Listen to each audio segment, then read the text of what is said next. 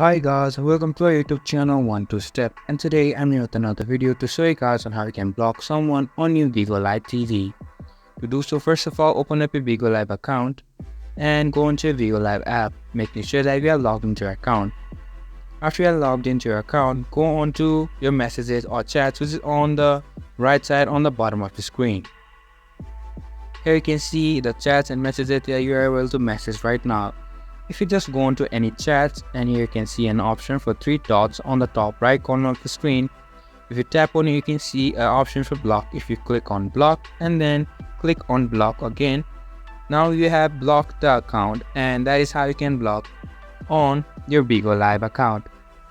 This was for this video, and that's how you can block someone on your Bigo Live. I hope you guys find our video helpful. If you do, make sure to give a like, subscribe to our YouTube channel and hit the bell notification. And don't forget to drop a comment for a review and for more content like this. See you guys in our next video. Thank you for watching.